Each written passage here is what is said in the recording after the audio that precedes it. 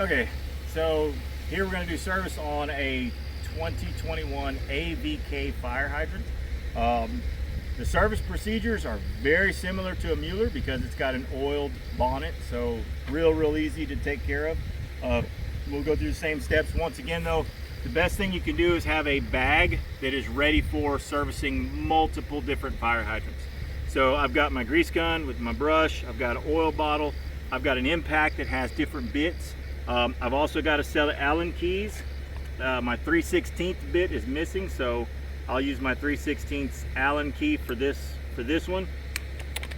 But anyway, but that's it. You got fire hydrant wrench, all the basic things you need in one bag. It makes it so much easier to go ahead and go out and service fire hydrants.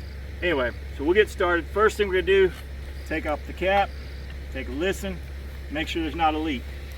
Now they make listening devices, and if you want to get one, that's fine. They do work better, but they take up a little room, take more time to use, and something you can lose. The truth is, this is an echo chamber, and so if you put your ear right up against here, you can hear all kinds of stuff in the bottom. So I'm gonna listen. No leaking going on. It just an echo chamber. Sounds kind of like a seashell to your ear. Anyway, so I know that that's good.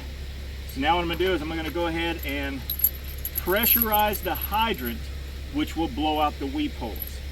So your hydrants are designed to weep the water out of the bottom after you're finished using them, so the water drains out through the bottom. Well, there's holes at the bottom, and if those aren't regularly flushed out, they'll get debris and stuff in them and start getting clogged up. So what I'm going to do, and I do this about once a year, pushing it till I'm opening it till I hear the water run. There we go. Now it's charging. Give it a little bit more. Oh, we got a cap over here, not all the way tightened on.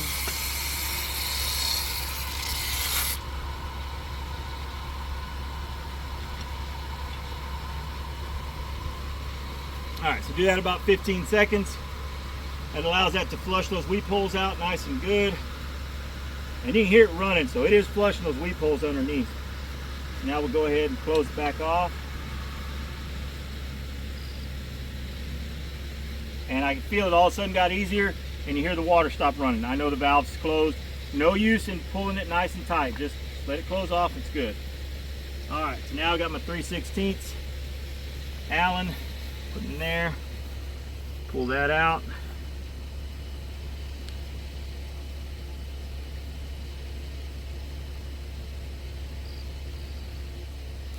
Pour your food grade mineral oil, 32 weight. And there it's already full. Just pull it in there till it comes out. But you can see that it's already full. I mean, it is 2021, so we shouldn't have troubles with it leaking, but it happens. Snug that back up. Now I know that the oil's topped off. And because I didn't have to add a lot of oil, I know that the two O-rings that are in the bottom of that bonnet are holding the oil reservoir nice and sound. There's no oil leaking, no water getting past them, so we're in good shape. So now we'll go ahead and flush the fire hydrant. You want to listen for air escaping. If it's a lot of air coming out, go ahead and let it finish before you finish taking this off. There's no air escaping here. There's a little bit. No big pressures. Now we use a diffuser so that we can push the water out but not tear the ground up.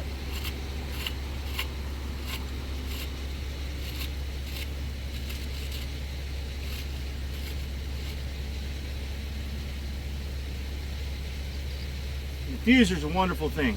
It's like everybody who lives here is my customer. So I've got to make sure everybody stays happy, and this is one way to do it. I'm not tearing up their yard, not tearing up their roads. All right, so AVKs typically have about 22 turns to open and close, and you got to go all the way open and all the way closed. So here we go. Nice and slow. Now let the water catch up.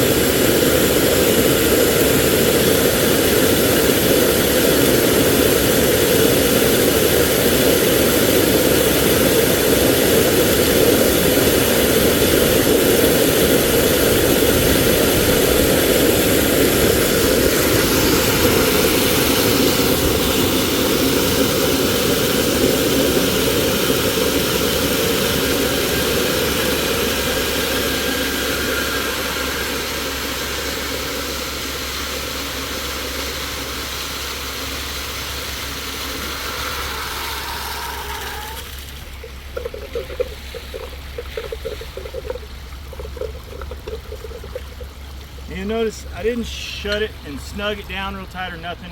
I just waited, let the valve close. If the valve closing doesn't shut it off, then you've got rocks in the seat, you need to flush them out, or something destroying the seat. Now it is true that some hydrants that have been abused for a long time, seats are already destroyed, and so sometimes you do have to snug them up a little bit to get them to close, but that means it needs to be fixed. That's not the solution.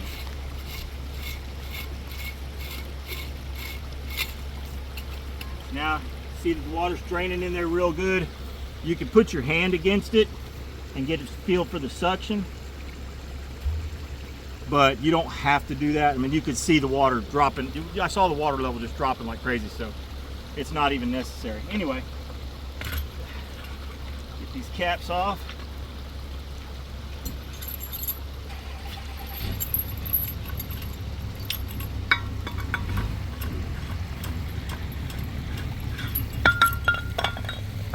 Then we'll grease them up.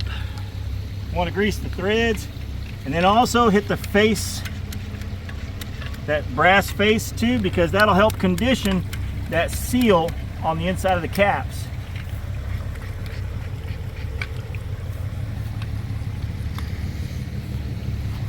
Of course, this is food grade grease. You'll hear a lot of people talk about anise, and anise is fine. You can use food grade based anise, but I like this. I mean, I've already got this in my arsenal. I'm going to be coming back every 6 months, and I'm going to tell you right now, with the food grade grease, you're not going to need to put it on every 6 months. You're going to come back and find there's still a ton on here, and that's fine. Just skip it that year, or that 6 months or whatever. But I've already got food grade grease. There's no reason for me to get anise, and anise is very expensive. It does work good, but unnecessary.